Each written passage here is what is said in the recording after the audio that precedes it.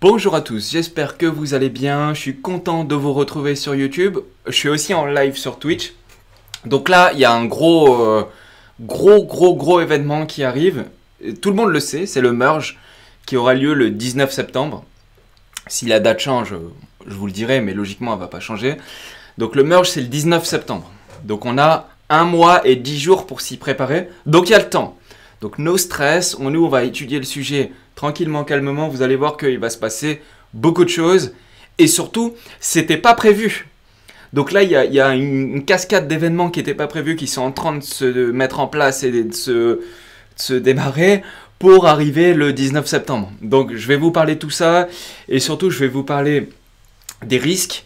Je vais vous parler de comment on peut essayer, de se protéger, s'il y en a certains qui veulent essayer de profiter, je vais essayer de vous expliquer comment on pourrait en profiter.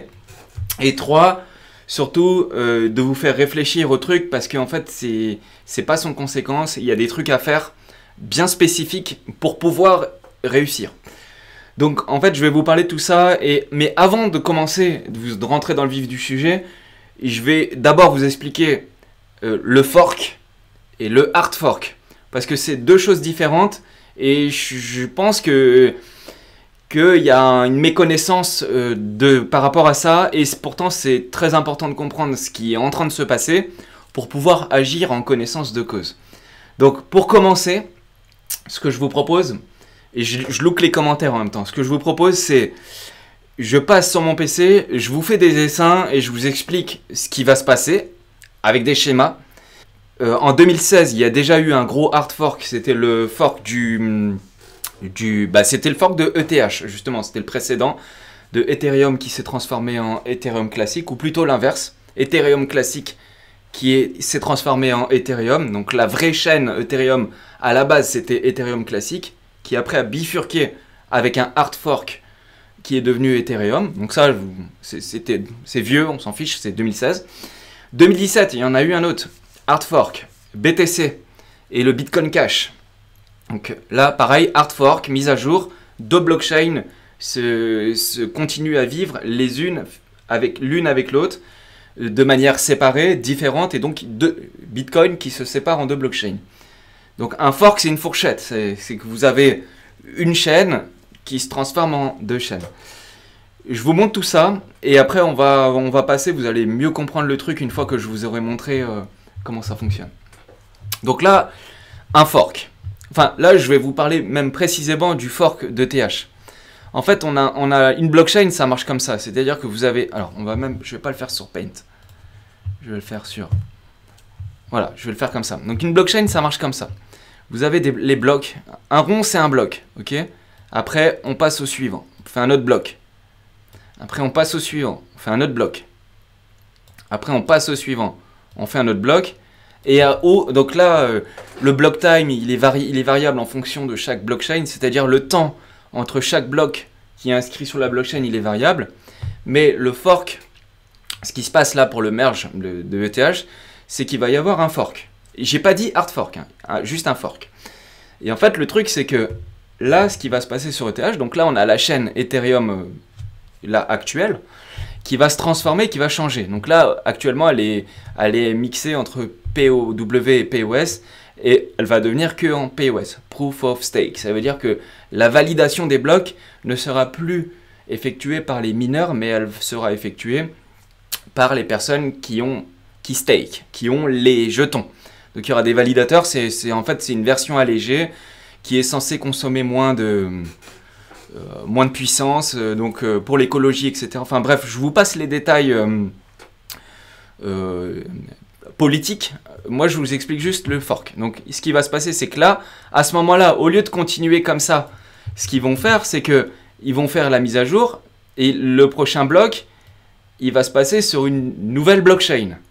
Donc, le but, c'est que, en fait, normalement, ici, l'ancienne blockchain, elle s'arrête et on va aller sur une nouvelle blockchain, donc c'est l'Ethereum 2.0, The Merge, etc., etc., etc. Appelez ça comme vous voulez, mais c'est le nouveau ETH qui va arriver le 19 septembre, sauf si la date est amenée, peut-être que ça va changer, on ne sait pas pour la date, mais logiquement, c'est le 19 septembre. Donc ça, c'est un fork. Sauf que là, il y a des événements qui sont en train de se passer. Et du coup, ce que je suis en train de vous montrer là, c'est vrai. Mais il va aussi y avoir autre chose. C'est-à-dire que normalement, on doit s'arrêter à là. C'est-à-dire que là, on a ETH actuel, hein, avant le merge, donc ce qu'ils appellent la fusion. Et là, vous avez la nouvelle blockchain ETH, Proof of Stake. On va mettre ETHS. Et en fait, le truc qui va se passer, c'est que ça, c'est ce qui devait se passer. Mais au final, ça ne va pas se passer comme ça. C'est-à-dire que là, le fork, juste fork, donc on change la blockchain, bah en fait, le fork, il est en train de devenir un hard fork. C'est-à-dire que c'est ça qui est en train de se passer. Hop. Et on continue les blocs comme ça. Ok? Ça veut dire que l'ancienne blockchain qui devait finalement s'arrêter, ben en fait, elle va continuer. Et en fait, l'ancienne blockchain, donc en réalité, quand je dis l'ancienne blockchain, c'est la blockchain actuelle. Ben en fait, elle va s'appeler ETHW. Donc ETHW, c'est work, ok? Comme proof of work. Et vous aurez la nouvelle, donc qui sera entre guillemets celle de Vitalik Buterin. C'est celle d'en dessous, c'est celle-là, là. Mince. Je sais pas mettre en rouge. Voilà, celle de Vitalik Buterin, ben c'est... Oula. Parce que j'ai sélectionné... Voilà, celle de Vitalik Buterin, c'est celle-là. Et il y a des autres acteurs qui ont des intérêts financiers à faire prolonger la blockchain actuelle en proof of work. Et qui a des intérêts financiers? Principalement, c'est les mineurs. Et donc, d'un autre côté, vous avez les mineurs qui disent non, non, non, nous, on veut continuer. Donc, eux, ils vont continuer. Donc, il y aura deux blockchains. Au final, il était prévu d'y avoir qu'une seule blockchain, donc un fork tout simple, donc fork. Et finalement, le fork tout simple, bah, en fait, il va y avoir un hard fork. C'est-à-dire que la blockchain, elle va être séparée en deux, et les deux vont continuer à vivre, comme en 2016, avec l'Ethereum classique, et comme en 2017, avec le Bitcoin Cash. Okay, donc là, normalement, déjà, c'est plus clair pour tout le monde. Le truc, c'est que ça, ce que j'ai mis en vert, ça, c'est dépendant des acteurs qui veulent le faire. Ils peuvent encore changer d'avis. Ok? Ils peuvent encore changer d'avis. Sauf que des news que je vais vous montrer après, ça n'a pas du tout l'air d'être le cas. Et ils ont l'air d'avoir envie d'aller jusqu'au bout. Mais pour pouvoir, le seul moyen de pouvoir faire ça, c'est-à-dire de faire vivre la blockchain actuelle, c'est que les mineurs continuent à miner. Donc les mineurs, quand je dis les mineurs, c'est pas le staking, hein. Quand je dis les mineurs, c'est les machines de minage. Donc ça peut être des ASIC ou des cartes graphiques. Et du coup, le truc, c'est que une fois, si ces acteurs-là, ils veulent continuer à miner, du coup, les blocs ils vont continuer les blocs à être émis comme d'habitude.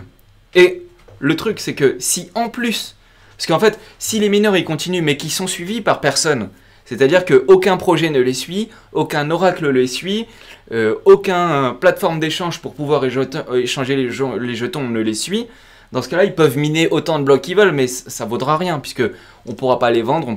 Donc en fait, si les mineurs continuent à miner, et que, deuxième condition, et que, c'est pas et ou, c'est et que, ok, si les mineurs continuent à miner, et que les plateformes d'échange centralisées listent le jeton, alors, listent et permettent le dépôt et le retrait de jetons, alors ça va vivre, et alors il y aura toujours une communauté sur cette blockchain-là, etc.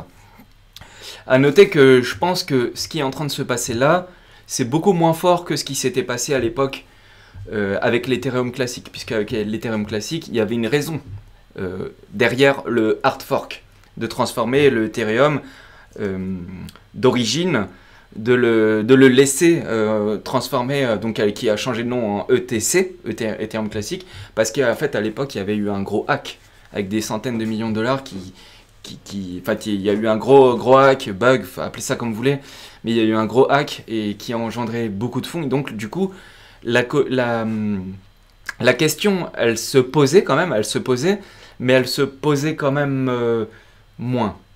Et encore, je suis même pas sûr parce qu'aujourd'hui, il y a un consensus global de la communauté qui veut se diriger vers l'Ethereum merge. Donc, je pense que quand même, aujourd'hui, il y a quand même moins de gens qui veulent un ETH Proof of Work qu'avant. Parce qu'avant, quand on était au début de la blockchain et de la décentralisation, on était pro-décentralisation. Là, aujourd'hui, plus le temps passe, et plus on fait l'impasse sur la décentralisation, je trouve, au fur et à mesure du temps.